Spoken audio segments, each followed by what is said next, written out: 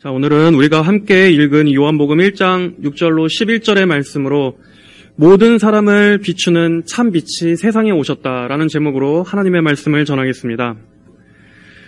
지난 시간의 내용을 잘 기억하시는 성도분이라면 예수님께서는 하나님의 자기 계시로서 오신 분이라는 설명을 기억하실 겁니다. 이 하나님의 자기 계시라는 것은 예수님을 통해서 하나님을 나타내 보여주셨다라는 표현입니다.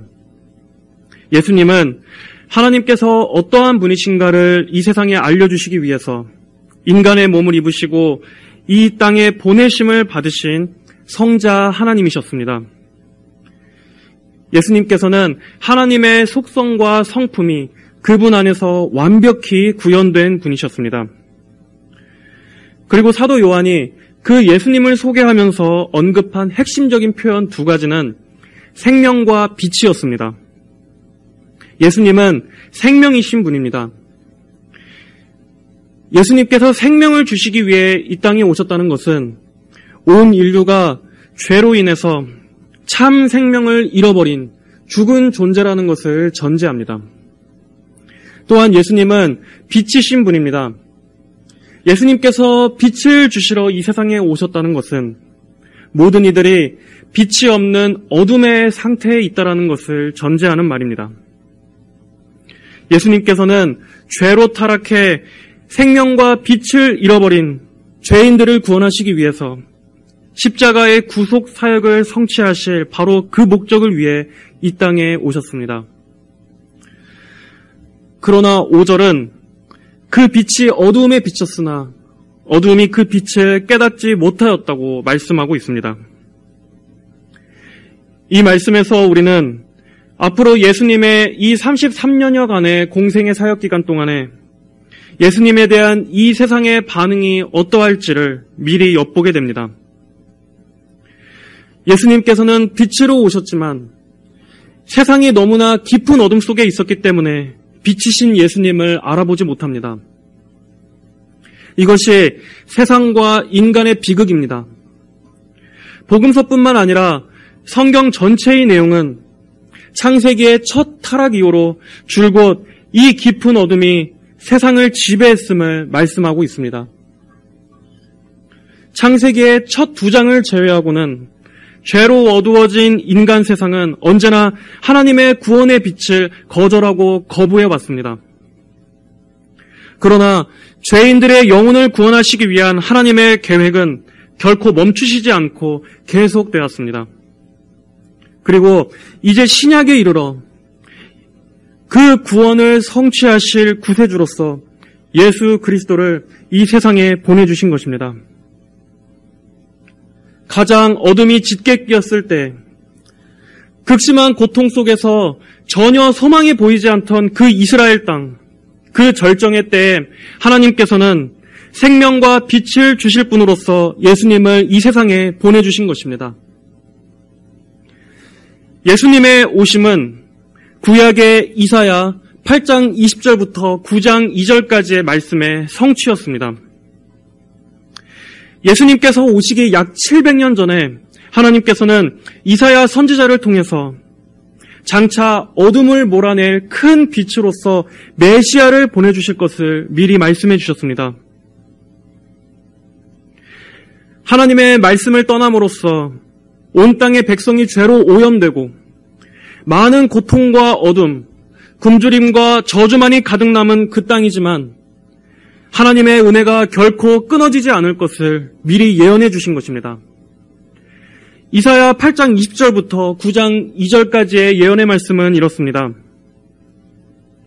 율법과 증거를 따라라. 만일 그들이 이 말씀에 따라 말하지 않는다면 그들에게는 새벽이 없을 것이다. 그들이 역경과 굶주림 속에서 이 땅을 헤매며 굶주릴 때 분노하여 자기들의 왕과 하나님을 저주하여 위를 쳐다보거나 땅을 둘러보아도 오직 고난과 흑암과 고통과 어두움뿐일 것이니 그들은 흑암으로 내몰릴 것이다. 전에 고통 가운데 있던 자들에게는 어두움이 없을 것이다. 옛적에는 주께서 스불론 땅과 납달리 땅이 멸시당하게 하셨지만 후에는 해변길과 요단 건너 이방의 갈릴리를 영화롭게 하셨다. 어둠 속을 걷던 백성이 큰 빛을 보았고 죽음의 그늘진 땅에 사는 자들, 그들 위에 빛이 비쳤습니다. 이 말씀에서 고통과 흑암이 가리키는 것은 무엇입니까? 하나님의 말씀에 대한 이스라엘의 불순종이 극에 달해서 그 징계로 아수르에 의해 나라가 멸망하게 되고 하나님께서 주신 약속의 땅으로부터 멀리 쫓겨나게 될 것을 의미하는 말입니다. 그러나 하나님께서는 그들에 대한 은혜를 거두시지 않으셨습니다. 장차 그들은 다시 자신들의 땅으로 돌아오게 될 것입니다. 나아가 어둠 속에 있는 자들, 죽음의 그늘진 땅에 주저앉아 있는 자들에게 비칠 큰 빛, 바로 그 메시아를 보낼 것이다 라는 소망의 약속을 이스라엘에게 주신 것입니다. 이사야 선지자는 마치 그 빛을 이미 본 것처럼 소망의 확신을 가지고 예언하고 있습니다. 하지만 그 약속은 속히 이루어지지 않았습니다. 구약의 말라기 선지자를 마지막으로 하나님께서는 400년 동안이나 침묵하셨기 때문입니다. 그 400년 동안 하나님께서는 단 한 명의 선지자도 보내지 않으셨으며 아무런 계시도 주시지 않으셨습니다. 그 기간 동안 이스라엘은 많은 정치적 격변기와 혼란기를 겪었고 당시 온 세계를 지배하던 로마 제국의 지배하에 들어가게 됩니다. 로마 제국의 식민지로서 또다시 다른 강대국의 압제 아래에서 무거운 세금 수탈과 또 여러 가지 갖은 압제에 시달리던 이스라엘 백성들은 자신들을 구원해줄 메시아를 간절히 고대합니다. 하지만 그러기 위해선 먼저 구약의 마지막 책인 이 말라기서에 나온 한 예언이 먼저 성취되어야만 했습니다. 말라기 3장 1절에서는 이런 말씀이 있습니다. 만군의 여호와께서 말씀하신다. 보아라, 내가 나의 사신을 보내니 그가 내 앞에서 길을 닦을 것이다. 너희가 찾는 주께서 돌연히 자기의 성전으로 오실 것이다. 보아라, 너희가 기뻐하는 그 언약의 사신, 그가 이제 올 것이다. 내가 나의 사신을 보내니 그가 내 앞에서 길을 닦을 것이다. 그 언약의 사신, 그가 이제 올 것이다. 이 말씀을 통해서 하나님께서는 어떤 한 인물이 메시아의 길을 미리 닦아놓을 것을 말씀하십니다. 그리고 그 인물에 대한 다른 설명도 이어집니다. 말라기 4장 5절부터 6절에 보아라, 여호와의 크고 두려운 날이 이르기 전에 내가 너희에게 선지자 엘리야를 보낼 것이다. 그가 아버지의 마음을 자녀에게, 자녀의 마음을 아버지에게 돌릴 것이다. 그렇지 않으면 내가 와서 이 땅을 진멸함으로 칠 것이다. 그 인물은 구약의 엘리야 선지자와 같은 인물로서 백성들에게 회개의 메시지를 선포할 인물로 예고되고 있습니다. 그리고 이러한 예언을 주신 채 하나님께서는 400년간 침묵하셨습니다. 그리고 드디어 이 말씀이 성취되는 때가 이르렀습니다. 바로 오늘 본문 요한복음 1장 6절에서는 이렇게 말씀합니다. 우리 다 함께 6절의 말씀을 함께 읽어보겠습니다. 하나님께로부터 보내심을 받은 사람이 있었으니 그의 이름은 요한이었다. 하나님께서는 400년간이란 긴 침묵을 깨시고 세례 요한이란 인물을 역사 속에 등장시키셨습니다. 여기서 잠깐 언급하자면, 정확히 말하면 구약의 마지막 선지자는 세례 요한이 구약의 마지막 선지자입니다. 말라기 선지자가 아니라 세례 요한까지가 구약의 선지자고 세례 요한을 통해 오실 예수님으로부터 신약이 시작되는 것입니다. 이 세례 요한은 요한복음의 저자인 사도 요한과는 다른 인물입니다. 이 요한이라는 이름은 하나님의 은혜로운 선물이라는 뜻입니다. 누가복음 2장에서는 이 세례 요한의 아버지 제사장 사가랴가 세례 요한에 대해 예언한 말씀이 나옵니다. 누가복음 2장 76절에 아이야, 너는 지극히 높으신 분의 선지자라고 불릴 것이다. 네가 주님보다 앞서가서 그분의 길을 예비할 것이며 그분의 백성에게 죄 용서를 통한 구원의 지식을 전해줄 것이다. 우리는 이러한 세례 요한의 아버지의 예언을 통해서 이 세례 요한이란 인물이 걷게 될 길을 예상할 수 있습니다. 그리고 세례 요한은 자신의 사역을 본격적으로 시작할 때까지 광야에서 지냅니다. 오늘 요한복음 1장 6절에서는 이 세례 요한이 하나님께로부터 보내심을 받았다고 말씀합니다. 여기서 이 보내심이라는 단어는 어떠한 사람을 택해서 임무를 부여하거나 또는 권위를 부여해서 파송하는 것을 뜻하는 단어입니다. 하나님께서는 이렇게 선지자들을 택하셔서 그들에게 하나님의 말씀을 전할 임무와 권위를 부여하셨습니다. 그리고 세례 요한의 등장 역시 하나님의 구원 계획에 의한 파송이었습니다. 세례 요한은 이런 자신의 사명을 분명히 알았습니다. 세례 요한의 일평생의 사명은 예수 그리스도의 오실 길을 예비하는 것이었습니다. 그의 아버지는 제사장이라고 말씀드렸습니다. 그는 아버지를 따라 제사장의 길을 갈 수도 있었습니다. 아마 그렇다면 그는 안정적인 길을, 사람들로부터 존경을 받는 길을 걸어갈 수도 있었을 것입니다. 하지만 세례 요한은 자신을 알리기 위해 살지 않았습니다. 자신이 하나님께로부터 보내심을 받은 것은 오직 이 세상에 빛으로 오시는 분, 바로 예수님을 증거하기 위해 보냄받은 것임을 잘 알고 있었기 때문이었습니다. 7절, 8절은 그의 사명에 대해서 이렇게 말씀합니다. 그가 빛에 대하여 증언하기 위하여 왔으니 이는 그를 통하여 모든 이들이 믿게 하려는 것이었다. 그는 그 빛이 아니라 그 빛에 대하여 증언하러 온 것이다. 여러분, 세례 요한은 400년 만에 등장한 하나님의 선지자였습니다. 그는 형식적인 신앙으로 전락해버린 당시의 유대인들을 향해서 광야에서 강력한 회개의 메시지를 외쳤습니다. 그러던 그를 많은 사람들이 주목했고 그는 자신이 빛이 될 수 있었습니다. 그러나 세례 요한은 스스로 빛이 되기를 전혀 원하지 않았습니다. 세례 요한은 사역 내내 오직 철저히 그리스도의 빛에 가려지기만을 원했습니다. 그는 항상 자신이 하나님께로부터 보내심을 받은 전령이라는 그 자의식을 잊지 않았습니다.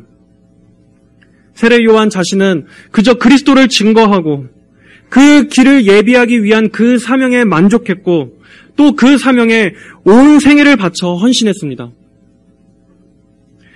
앞으로도 계속 살펴보겠지만 세례 요한은 정말 스스로를 낮추며 오직 예수 그리스도께서만 높아지시기를 간절히 바랬습니다.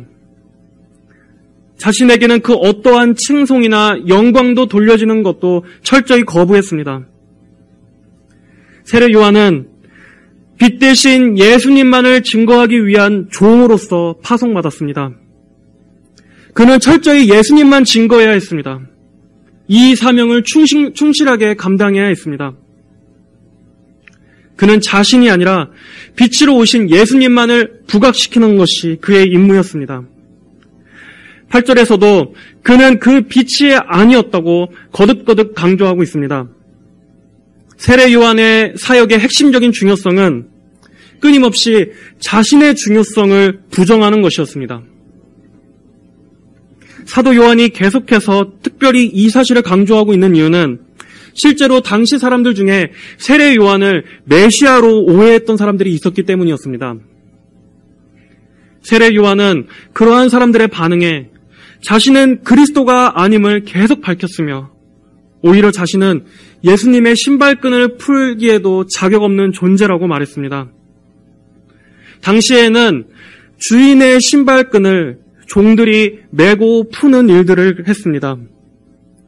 하지만 세례 요한은 예수님에 비한다면 자신은 그런 종의 직무를 감당하기에도 벅차다고 말할 만큼 자신을 극도로 낮추고 오직 예수님만을 높였습니다.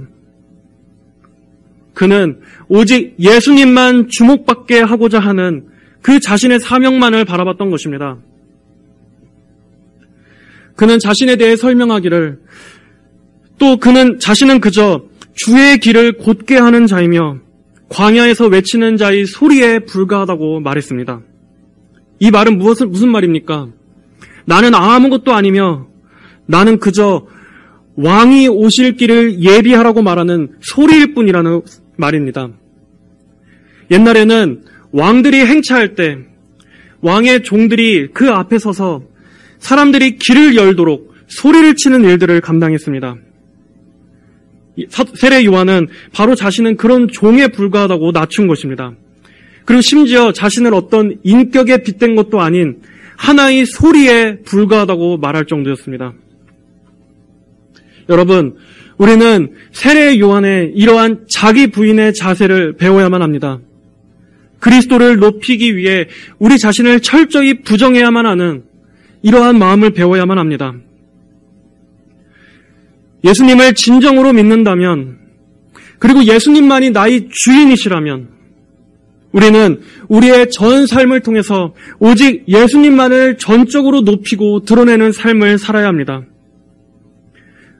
우리는 우리 안에 숨어있는 이 교묘한 자기의와 자기 영광을 추구하고자 하는 이러한 마음을 철저히 부인해야만 합니다. 교회 생활을 하면서도 내 이름이 높아지고 내 공로, 내 명예, 또 내가 기여한 일들, 그러한 것들을 자랑하면서 은연중에 내가 드러나기를 바라는 마음이 틈타기 쉽습니다. 우리같이 이런 작은 교회에는 그러한 일들이 적다 할지라도 규모가 크고 사람들이 많이 모인 그러한 대형 교회에서는 그 수많은 사람들의 자기 의를 드러내고자 하는 이러한 교만이 아주 홍수처럼 충만하게 흘러넘치는 것을 우리는 보고 듣고 있습니다. 또한 특별히 사역자와 또 직분자와 같은 이러한 어떠한 감투를 쓰게 되면 그러한 자리에 오르면 오를수록 예수님의 이름을 팔아서 자기의 영광을 추구하는 일들이 더욱더 많아지게 쉽습니다. 하지만 예수님의 이름을 빌려서 자기의 이름이 드높여지기를 원한다면 그는 사꾼입니다. 사탄의 일꾼입니다. 그는 예수님의 종이 아니라 마귀의 종입니다. 우리가 어떠한 갖고 있는 직분이나 또한 우리가 있는 위치, 이러한 것들은 하나님께서 보시기에 아무것도 아닙니다. 중요한 것은 내가 드러나는 것이 아니라 예수님께서 드러나는 것입니다. 내가 주목받는 것이 아니라 오로지 예수님께서만 주목받으셔야 하는 것입니다. 세례 요한과 당시의 바리새인들을 비교해 보십시오. 당시에 종교 지도자를 자청했던 바리새인들은 겉으로는 누구보다 종교적인 모습을 띠고 있었지만 그 속내에는 오로지 자신들의 이익과 사람들의 칭찬이 더욱더 중요했습니다. 정작 그 마음 안에는 하나님의 영광 같은 것은 안중에도 없었습니다. 하나님의 이름이 높임을 받으시고 주님께서만 홀로 영광을 받으시고자 하는 이러한 것들은 그들에게 아무런 관심이 없었습니다.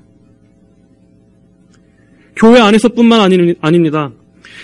우리의 실제 삶 속에서도 우리의 마음의 중심에 예수님께서만 높임을 받으시기를 원하는 그 마음이 간절한 열망으로서 있는지를 우리 자신을 점검해 봐야만 합니다. 빌립보서 2장 21절에서 사도 바울은 모든 이가 자기 자신의 일은 구하고 예수 그리스도의 일은 구하지 않는다라고 말했습니다. 모든 이가 자기 자신의 일만을 구하고 그리스도의 일에 대해서는 아무런 관심이 없습니다. 여러분의 마음은 어떻습니까? 여러분의 마음의 중심에 오직 예수님만이 더욱더 영광을 받으시기를 원하는 이것이 열렬한 마음으로 자리 잡고 있습니까?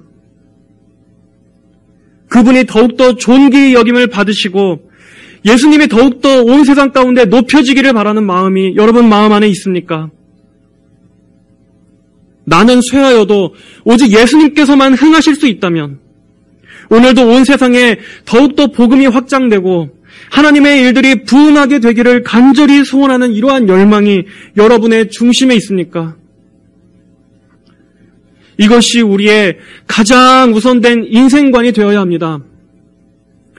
예수님 뒤에 나는 철저히 가려지고 날마다 나는 그분의 뒤에 점점 더 사라지고 오직 예수님께서만 내 안에 사시기를, 오늘도 예수님의 이름과 영광만이 더욱더 드러나기를 간절히 소원하는 것이 항상 우리의 기도 제목이 되어야 합니다.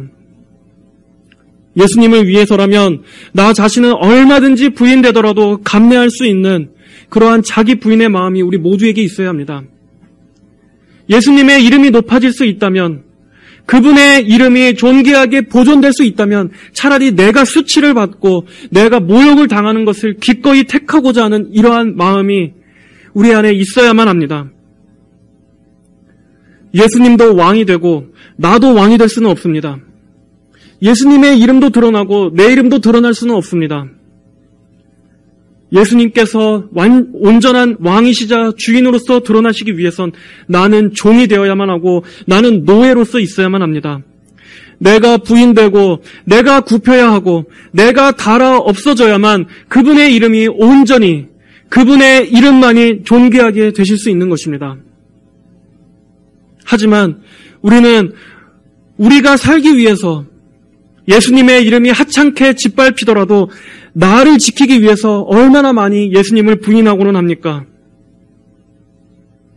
예수님을 진정으로 믿는다면 이제는 내 이름이 아니라 그리스도의 이름이 존귀하게 여김받으시는 것을 가장 첫 번째 우리의 명분으로 삼아야 하는 것입니다. 오늘날의 기독교는 결국 내가 높임받고 내가 모든 영광을 다 가로챘으면서 하나님께 감사하다고 말합니다. 그것을 축복받았다고 말합니다. 참된 성경적 신앙은 항상 자기 부인을 강조해왔지만 오늘날의 교회는 오히려 내가 드러나고 내가 높아지는 것을 은혜요 축복이라고 말합니다. 실례로 예전에 힙합 음악을 하는 한 젊은 뮤지션 중에 스스로 기독교인이라는 것을 대중들에게 대놓고 어필하면서 오디션 프로그램에서 우승도 하고 또 많은 크리스찬 청년들의 동경을 받았던 그 가수가 있었습니다. 그런데 실상 그의 음악이나 행보를 보면 아무리 겉으로는 그가 기독교적인 용어를 쓰고 기독교의 신앙을 표방한다 할지라도 가만히 살펴보면 결국 다 자기 영광입니다. 결국 그 모든 비결이 자기를 드러내는 데 결론이 가는 것뿐이지, 그가 아무리 예수님을 언급하고 또 기독교 용어를 쓴다고 해서 예수님이 드러나는 것은 아닙니다. 성경과는 반대되는 말을 하면서도 또 실제로는 예수님의 이름을 팔아서 자기 번영을 내세우는 메시지인데, 그걸 통해서 명예를 얻고 유명세를 얻으면 모든 영광을 하나님께 돌린다고 말합니다. 하지만 오히려 그런 말들은 하나님을 모독하는 것입니다. 교회와 기독교를 왜곡시키는 데 일조하는 것입니다. 사실상 그런 것은 전혀 기독교가 아닌데도 사람들이 마치 그거를 현대시대의 기독교가 올바르게 추구해야 할 바른 문화라고 생각하게끔 호도하는 것입니다. 속이는 것입니다. 그들이 먹은 물이 다 이 현대의 복음주의, 번영주의에 오염됐기 때문에 그런 것을 축복이라고 착각하는 것입니다.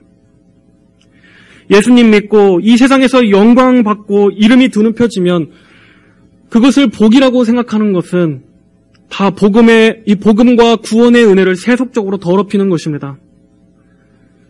신앙생활을 통해서 자아 실현을 추구하는 것은 복음의 메시지가 아닙니다. 여러분, 예수님께서는 이 세례 요한에 대해서 어떻게 평가하셨습니까? 여자들에게서 태어난 자들 중에 이 세례 요한보다 더 큰 이가 없다고 예수님은 세례 요한에 대해 말씀하셨습니다. 그런데 예수님께서 칭찬하신 이 세례 요한의 마지막 최후는 어떻습니까? 세례 요한은 헤롯 왕이 자기 동생과 간음하다가 자기 동생과 새로 재혼하는 것을 비판하다가 목이 잘려서 죽었습니다. 그리고 그 잘린 목이 쟁반에 담겨져서 능욕을 당하고 치욕을 겪었습니다. 그는 하나님의 율법에 근거해서 진리를 선포하다가 순교를 당했습니다. 이것이 예수님께서 여자에게 태어난 자들 중에 더 큰 이가 없다고 말한 세례 요한의 마지막 최후였습니다. 그렇다면 우리 인간의 관점으로 본다면 이 세례 요한은 저주받고 불행한 것입니까? 이렇게 우리는 하나님의 평가와 인간의 평가는 너무나 다르다는 것을 알 수 있습니다. 우리는 사람의 칭찬과 인기를 받는 것을 내 가치 또 내 존중의 척도로 삼아서는 안 됩니다. 여러분, 사람의 영광을 추구하는 것은 하나님의 미움을 받는 일입니다. 여전히 내가 드러나기를 원하는 마음이 내 안에 있다면 그는 아직도 하나님의 영광을 본 적이 없는 것입니다. 우리가 진정으로 하나님의 영광을 알게 된다면, 그분의 영광을 조금이라도 우리가 인식한다면 우리는 하나님의 그 영광 앞에 압도돼서 감히 나 자신의 존재조차도 인식하지 못하게 될 것입니다. 우리는 그저 그 크신 영광 앞에서 아무 말도 못하고 엎드려 죽은 자와 같이 될 것입니다. 그러므로 참된 겸손은 오직 하나님의 이 크신 영광을 더욱더 바라보면 바라볼수록 많이 묵상할수록 낮아질 수 있는 것입니다. 우리는 오직 하나님의 칭찬과 인정만을 우리가 기준으로 삼아야 할 것입니다. 그리고 그것만을 우리의 유일한 만족으로 삼아야 할 것입니다. 7절과 8절에서는 우리가 눈여겨봐야 할 한 단어가 나옵니다. 바로 증언이라는 단어입니다. 그가 빛에 대하여 증언하기 위하여 왔으니, 그리고 또 8절에 그 빛에 대하여 증언하러 온 것이다. 여기서 이 증언이라는 단어는 헬라어로 마르티리아라는 단어입니다. 이 단어가 중요한 것은 이 단어가 죽음을 무릅쓴 증거라는 뜻을 갖고 있는 단어이기 때문입니다. 순교자 또는 증인이라는 이 마르티스라는 단어가 바로 이 증언이라는 단어에서 나온 말입니다. 세례 요한은 목숨을 걸고서 예수님을 증거하도록 보냄을 받았습니다. 그리고 결국 그도 순교의 피를 흘렸습니다. 세례 요한의 이 사명은 세례 요한과 같이 이러한 특별한 선지자에게만 주어진 사명도 아니고 또 특별한 복음 전도의 소명을 받은 어떠한 소수의 성숙한 성도들에게만 주어진 사명도 아닙니다. 이 사명은 예수님을 믿고 구원 얻어 성령이 내주하시는 그 모든 성도들에게 오늘날까지도 계승된 사명입니다. 그리고 또 앞으로 구원받게 될 성도들의 사명이기도 합니다. 예수님을 진정으로 영접하고 또 신앙을 고백하는 모든 성도들은 이제 자신의 본질적인 사명이 바로 이 증인이라는 것을 알아야 합니다. 증인, 죽음을 전제하고 자신이 본 것을 말하지 않을 수 없는 그 증인, 이것이 모든 그리스도인들의 사명입니다. 참으로 그리스도의 영광을 본 전도자는 이제 자신이 본 것을 증언하지 않을 수 없습니다. 이 증언이라는 단어 안에는 죽음을 전제하고 있다고 말씀드렸습니다. 그리스도의 영광과 복음을 위해서는 언제라도 내 목숨을 각오하고 나를 부인할 준비를 항상 가지고 있어야 하는 것입니다. 참된 성도라면 이제 나는 구원받았으니까 이제 내 삶도 좀 복도 받고 형통하고 좀 평안하게 좀 지내보자. 결코 이렇게 생각할 수 없습니다. 진정으로 그가 구원받았다면 그는 결코 자신의 안위만을 생각할 수 없습니다. 여러분, 우리의 사명은 우리 자신의 목적을 위해서 이 세상에 태어난 것이 아닙니다. 우리가 존재하는 것은, 우리가 구원받은 것은 바로 이 죽음을 전제하고 예수 그리스도를 증거하기 위해, 그분을 증언하기 위해 보내심을 받은 것입니다. 베드로전서 2장 9절에서는 이 성도들의 존귀한 정체성에 대해서 이렇게 말씀합니다. 그러나 너희는 택하심을 받은 족속이고 왕 같은 제사장들이고 거룩한 나라이고 그분의 소유된 백성이니 이는 너희를 어두움에서 그분의 놀라운 빛에 들어가게 하신 분의 덕을 선포하게 하려는 것이다. 우리가 성도로서 이러한 영광스럽고 귀중한 사명을 망각하고 그저 이 땅에서 우리 자신의 안위만 생각한다면 얼마나 부끄러운 일이겠습니까? 우리의 눈과 우리의 마음과 우리의 모든 관심은 이 땅의 일이 아니라 하나님의 나라의 일에 초점이 가 있어야만 합니다. 성도는 하나님의 영광이 가장 1차적인 관심사이자 우리 성도를 움직이는 가장 뜨거운 원동력이 되어야만 합니다. 찰스 스펄전 목사님은 하나님께서 생명을 거두어 가시기 전까지는 성도의 사명은 결코 끝나지 않는다라고 말했습니다. 심지어 병상에서마저도 할 일이 있다는 것입니다. 내가 아무것도 할 수 없고 내가 설령 병상에 누워있다 할지라도 하나님께서 내 목숨을 붙여주시는 한 기도는 할 수 있다는 것입니다. 영혼의 구원을 위해서, 세계의 복음화를 위해서, 하나님 나라의 확장을 위해서 우리는 병원의 천장을 보고서도 하나님 나라를 위해 기도할 수 있다는 것입니다. 설령 아무것도 할 기력이 없어서 침대 위에 가만히 누워있다 할지라도 하나님께서 우리를 부르시기 전까지는 성도는 항상 할 일이 있는 것입니다. 이제 그리스도와 함께 십자가에 못 박힌 성도는 더 이상 자신의 안위가 아니라 오직 그리스도의 영광만이 우리의 강렬한 첫 번째 추구가 되어야 합니다. 설령 이 생에서는 내가 이름도 없이 빚도 없이 살아간다 할지라도 하늘의 상급을 위해서 이 땅에서 많은 기도와 눈물의 씨를 뿌린 성도들에게는 진정으로 값지고 의미 있는 삶을 사는 것입니다. 많은 사람들은 그를 하찮고 볼품없게 본다 할지라도 하나님께서 보시기에는 가장 귀하고 가장 칭찬받을 만한 삶을 산 것입니다. 우리 성도 여러분들은 오직 여기에 초점을 맞춘 삶을 살아가시기를 간절히 바랍니다. 오직 이 땅이 아니라 하늘의 그 도성을 향해서 우리의 모든 생각과 기준을 맞추며 살아가시기를 바랍니다. 자, 우리 9절의 말씀을 함께 읽어보겠습니다. 9절입니다. 시작. 모든 사람을 비추는 참 빛이 세상에 오셨다.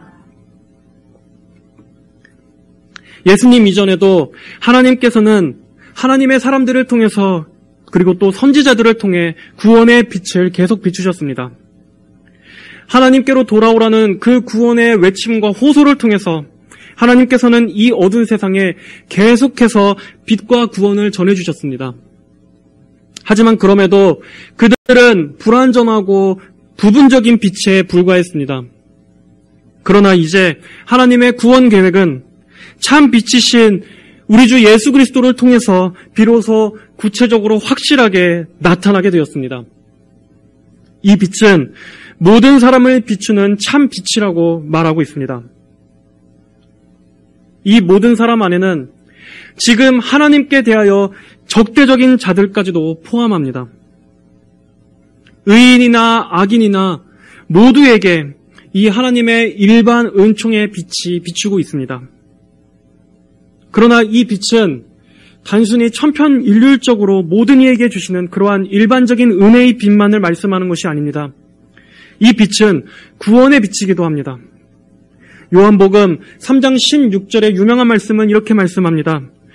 하나님께서 세상을 이처럼 사랑하사 독생자를 주셨으니 이는 그분을 믿는 자마다 멸망하지 않고 영생을 얻게 하려는 것이다. 영원하신 로고스께서 모든 사람을 비추는 빛으로 오셨다는 것은 죄와 고통으로 신음하고 있는 이 땅의 인생들을 향하신 하나님의 사랑과 관심이 얼마나 크신지를 보여주는 것입니다.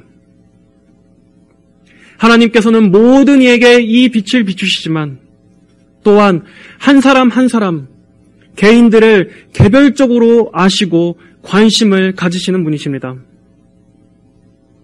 비록 지금 신앙이 없는 불신자라 할지라도 지금 이 순간 하나님과 아무런 관계를 갖고 있지 않은 사람은 아무도 없습니다. 모든 사람은 하나님과 관계하고 있으며 또 하나님의 눈은 모든 사람을 감찰하십니다. 평생을 예수님을 모르고 산 사람이라 할지라도 또 교회를 욕하고 거부하는 사람이라 할지라도 그는 자신에게는 그 어떠한 빛도 비춘 적이 없다라고 변명할 수 없습니다. 이 구원의 빛은 모든 이들의 인생에 항상 비추고 있었기 때문입니다. 창세 이래로 이 빛은 단 한 번도 꺼진 적이 없습니다.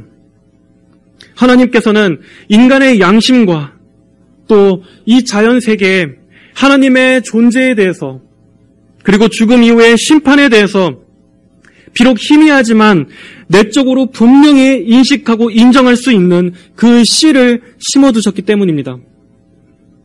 고린도후서 5장 10절은 말씀합니다.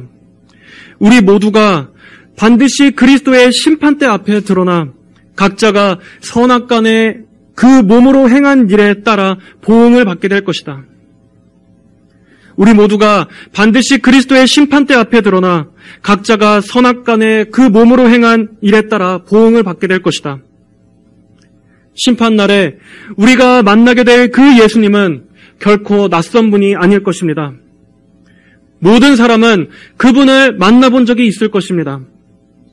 자신의 양심과 또 삶의 순간순간들 속에서 자신을 구원의 길로 인도하시고 그 빛을 비추셨던 하나님의 보이지 않는 섭리의 손길들이 있었음을 알게 될 것입니다.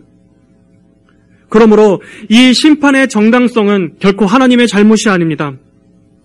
계속해서 끊임없이 빛을 비춰주셨던 하나님께는 불의함이 없으십니다. 오히려 불신앙으로 완악해지고 어두워진 그 인간의 심령, 하나님의 은혜를 뿌리친 그 인간의 불신앙이 문제인 것입니다. 10절, 11절에서는 빛을 거부한 이 세상의 반응에 대해서 말씀하고 있습니다. 그분께서 세상에 계셨고 세상이 그분을 통하여 창조되었으나 세상은 그분을 알지 못하였다. 그분께서 자기 땅에 오셨으나 자기 백성들이 그분을 영접하지 아니하였다. 예수님께서 영원 전부터 존재하시고 그리고 이 세계 또한 예수님께서 창조하셨음에도 불구하고 그리고 이 세계 곳곳에 하나님의 존재에 대해서 변명할 수 없는 확실한 흔적들을 남겨주셨음에도 불구하고 세상은 예수님을 알아보지 못합니다. 심지어 예수님을 가장 환영하고 가장 맞이했어야 할 이곳 이스라엘에서조차 오직 거부만이 있었습니다. 예수님의 공생의 사역은 사람들의 오해와 적대 그리고 멸시와 위협으로 점철된 사역이었습니다. 성자 하나님께서 친히 인간의 몸을 입고 이 땅에 오셔서 인간과 더불어서 가까이 사셨으나 사람들은 그분을 알아보지 못했습니다.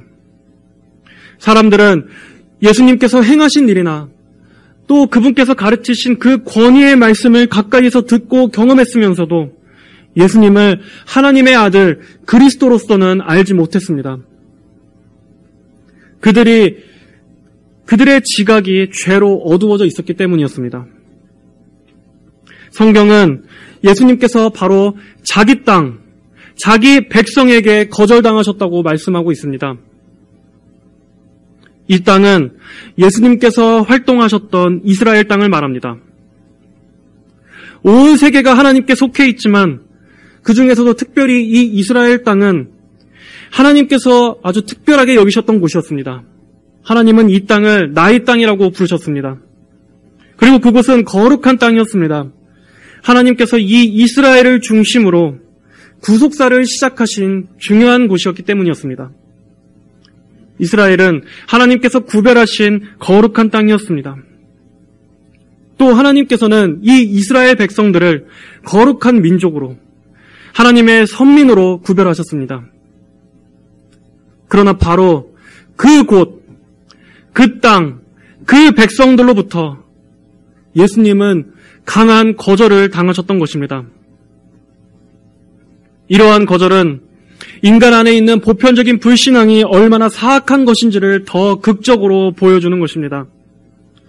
하나님의 백성이라 일컫는 자들이 그들이 그토록 오랫동안 기다려왔던 그 메시아를 무시했을 뿐 아니라 오히려 그분을 십자가에 못 박아 죽이라고 가장 앞서서 선동한 주역들이라는 사실은 하나님께서 보내주신 이 구원자에 대해서 오늘도 이 세상에 얼마나 미워하고 전 세계적으로 그분을 반역하는지를 보여주는 증거입니다.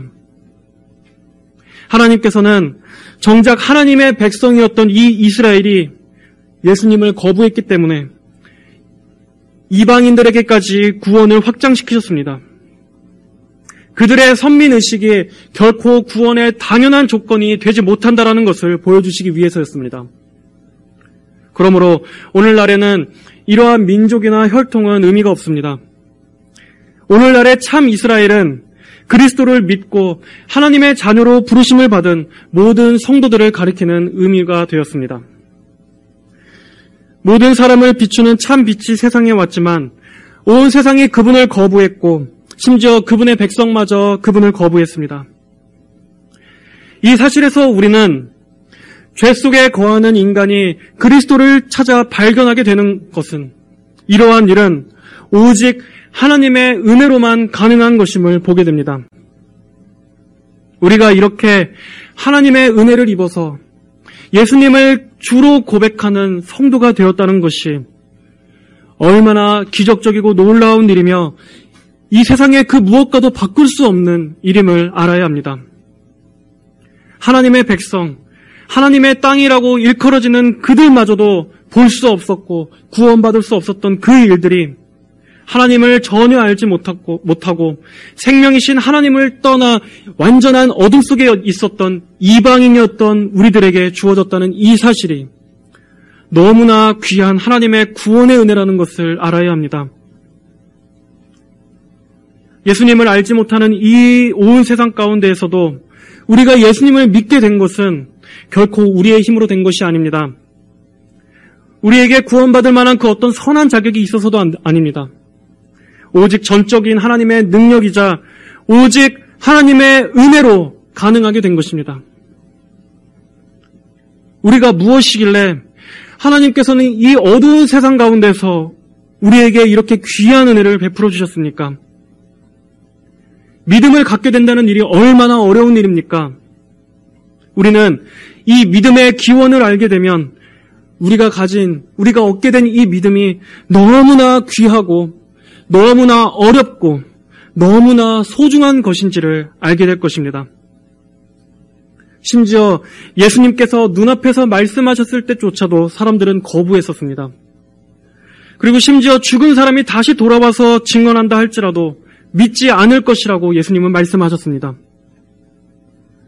우리가 얼마나 짙은 어둠 속에 있었는지, 그리고 우리가 얼마나 뿌리 깊은 이 지독한 불신앙의 상태에 있었는지를 알게 된다면 오늘 우리가 이렇게 예수님을 믿고 이 예배의 자리에 나와 있다는 이 사실이 이 크고 놀라운 은혜를 베풀어 주신 하나님을 항상 찬양하며 항상 감사할 수밖에 없는 것입니다. 아직 예수님에 대한 확실한 신앙이 없으신 분들은 지금 당신을 비추시고 계시는 그 구원의 빛을 거부하지 마시기를 바랍니다.